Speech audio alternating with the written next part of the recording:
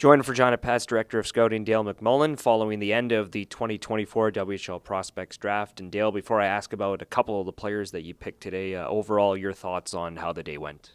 I think it went really well, Dante. I mean, year to year we go through this process, and the end of the draft, you're excited.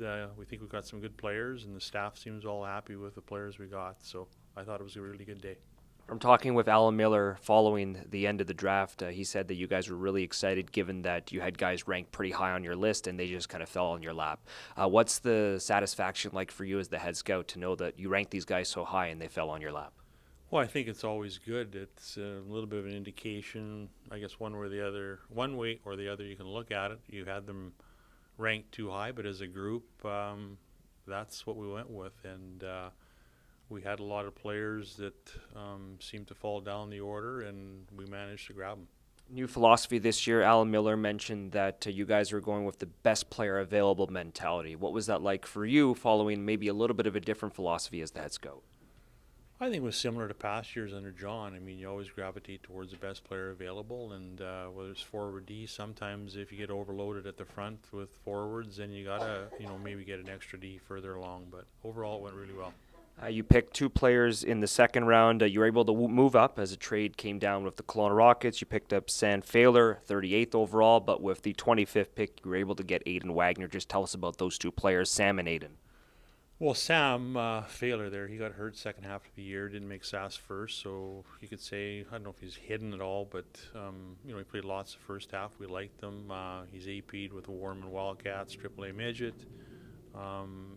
Just a real good player, we think, with some upside. And Aiden Wagner played in a good program, NEX in Edmonton. He's a good puck-moving defenseman that seemed to, I think, really take off second half of the year. Maybe let's just talk about some of the guys you got in the third round with Mathis Paul and Cohen Hanby. Just explain about what you thought about them when you scouted them. Well, same thing with Mathis Paul. He was a kid that every game we watched, he really seemed to bring his game. He worked hard, he competes, he battles, and I think the second half of the year took a bit of a growth spurt. Puck skills became better and things like that. In Hanby, he's a lanky frame kid. He's almost a 210. It's already 6'3" and change and probably 170 pounds. So the upside for him, we feel, is really, really good. How about Drake Mooney? He seems like he's a pretty steady goaltender.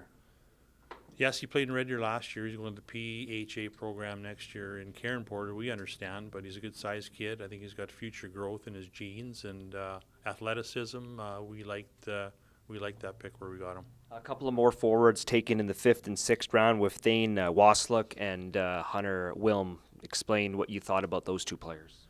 I think with Wasluk, it was a case of playing in a good program. He's a lanky frame kid, moves real well. He's got some feel with the puck, and he can make plays. So we were happy with that pick. The Wilm boy in Swift Current, we got quite a few looks at him. I thought he had a good Sask first.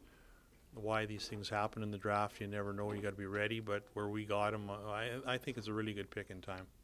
Alan Miller, when he spoke to myself and the team that's doing the behind-the-scenes draft coverage, mentioned that the two defensemen that you picked with your final two picks would be guys that maybe would catch people by surprise, Ryder Dunn in particular, but also Jack Bassoon as well. Just give us a scouting report on those two players. Well, Ryder Dunn, for whatever reason, we did some background on him and things like that, and right or wrong, I mean, we decided to go with the pick. And I mean, he's got a pro frame, he's a pro skater, he's agile. He's got to learn to play the game the right way. The Bassoon boy in Calgary, real good set of feet, competes hard. And the thing that really intrigued us in his questionnaire, end of year, his summer job is on his bike and a cart with a lawnmower. So, I mean, he's obviously he's got a good work ethic anyway. So, and he shoots the puck hard for a young guy. And, no, we really liked him.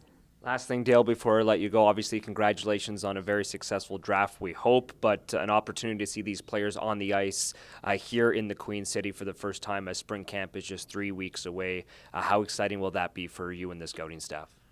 That's the really exciting part, Dante. Obviously, when they come in here, I think for the most part, I've seen them all through the year-end tournaments. Obviously, Brad went to a few tournaments, but the staff in general, media, yourself, you get to see these kids and just to get a view of what the future could look like.